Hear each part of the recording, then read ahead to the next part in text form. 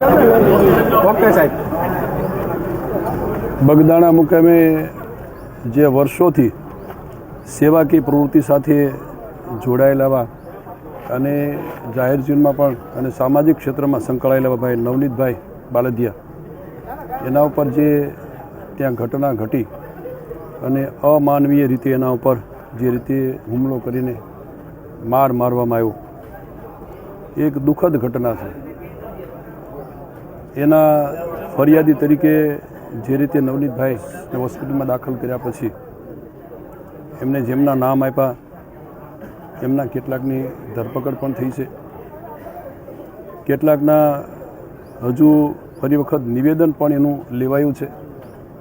પણ જે રીતે પોલીસની ક્યાંક એમના કહેવા મુજબ શંકાસ્પદ ભૂમિકા છે, એ ભૂમિકામાં હજુ પણ કોલ ડિટેલ તપાસીને સીસીટીવી કેમેરા જોઈને હજુ પણ પોલીસ તરફથી જે રીતે કાર્યવાહી થવી જોઈએ એમાં થોડીક એમની લાગણી એવી અને એમની વાત એવી છે કે હજુ પણ ખૂબ કચાશ રહે છે. પોલીસ તરફથી જે એની શંકાસ્પદ એમાં એક પોલીસ અધિકારીની બદલી પણ કરવામાં આવી. બાકીના રિમાન્ડ સાથે જે તહોમતદારોના નામ છે એમને રિમાન્ડ પણ માગી અને રિમાન્ડ માગ્યા પછીના હજુ પણ જે રીતે કાર્યવાહી થવી જોઈએ એ એમના કહેવા મુજબ સંતોષકારક કાર્યવાહી નથી.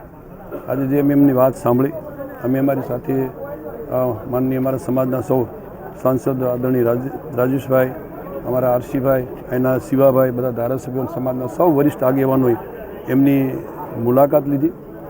મુલાકાત લીધા પછી હજુ પણ જે રીતે તપાસ થવી જોઈએ એમાં થોડી કચાશ છે. અમે સૌ સમાજના લોકોએ મળીને સોમવારે માનનીય મુખ્યમંત્રી સાહેબ અને ગૃહમંત્રી હર્ષભાઈ નાયબ મુખ્યમંત્રીને પણ મળવાના છીએ અને જે કંઈ એમાં શંકાસ્પદ ભૂમિકા હોય પોલીસની હોય તો એ અને જે તહોમતદારો હોય એની કોલ ડિટેલની તપાસ થાય અને સીસીટીવી કેમેરાની પણ તપાસ થાય, જોવાય અને એમાં ખરેખર જે તહોમતદારો છે એના ઉપર સખત કાર્યવાહી થાય એ અંગેની આજે અમારા સૌ આગેવાનોની પણ લાગણી છે અને સમાજની દૃષ્ટિએ પણ સૌએ આ એક વાત કે ન્યાયિક તપાસ થવી જોઈએ અને પગલાં લેવા જોઈએ.